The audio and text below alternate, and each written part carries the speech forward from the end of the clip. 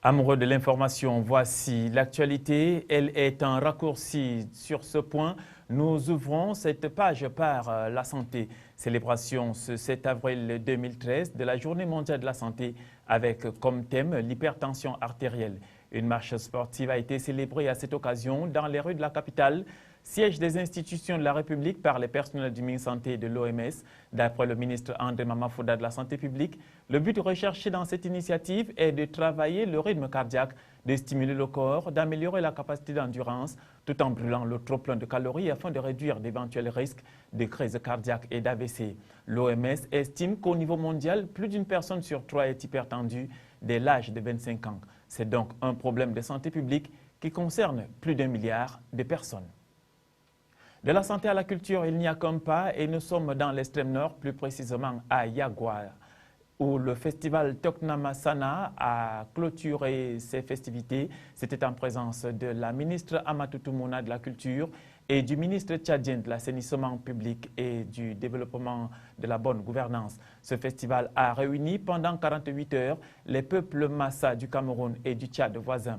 Occasion pour les deux communautés de renforcer et de sauvegarder leur culture. Les deux pays, amis et frères, partagent une richesse inestimable qu'il faut préserver au-delà des âges. Chaque année donc, le peuple Massa du Tchad et du Cameroun réchauffe à travers les festivités du Toknamasana leur identité socio-culturelle et traditionnelle.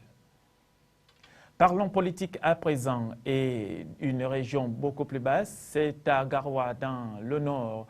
C'est la permanence du parti RDPC de la ville qui a servi les besoins de la cause au cours d'un meeting présidé par Sa Majesté Aboubakari Abdoulaye, président de la commission régionale d'animation de la campagne sénatoriale au Nord.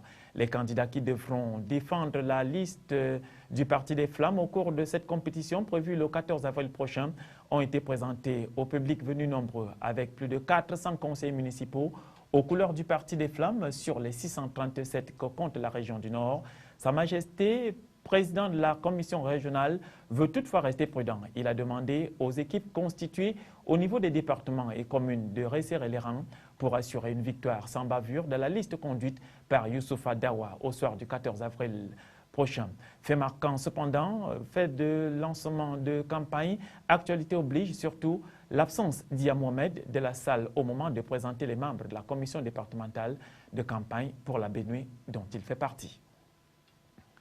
Parlons toute autre chose à présent et plus précisément d'administration. Boya, dans le sud-ouest, reçoit bientôt le tout nouveau code des marchés publics qui sera mis à la disposition du public. La révélation a été faite à Limbé, dans la région du sud-ouest, justement, par le chef de la brigade de contrôle du ministère des marchés publics qui installait le délégué départemental et le président de la commission départementale de passation des marchés publics pour le FACO.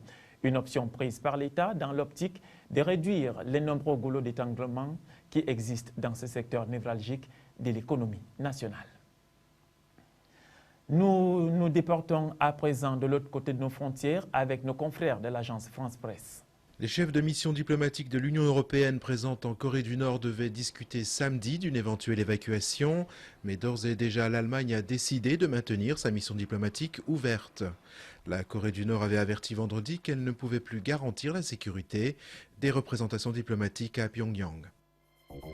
François Hollande rattrapé par l'affaire Cahuzac sur ses terres corésiennes. En visite à Tulle, le président de la République était attendu par des dizaines de manifestants. Le chef de l'État a dû écourter sa visite, mais a tout de même appelé à être exemplaire au service de la République dans une déclaration. Les mesures de lutte contre la grippe aviaire s'étendent en Chine. Après Shanghai, c'est au tour de Nankin, 8 millions d'habitants, d'annoncer samedi la fermeture de tous ces marchés aux volailles. Le virus H7N9 a déjà fait 6 morts sur 16 personnes infectées. Le grand rabbin de France ne serait pas agrégé de philosophie.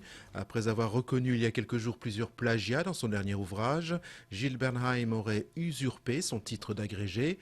Il n'apparaît en effet dans aucune liste des reçus à ce concours, l'un des plus sélectifs de l'université française. Marisol Touraine a tranché. La ministre de la Santé a donné vendredi son feu vert pour les autotests de dépistage du sida.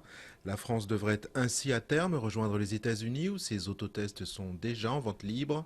En 20 à 30 minutes, grâce à une goutte de sang ou à un échantillon de salive, on peut connaître chez soi son statut sérologique. C'est ici que nous refermons ce point sur l'actualité. Mesdames, Messieurs, gardez l'écoute.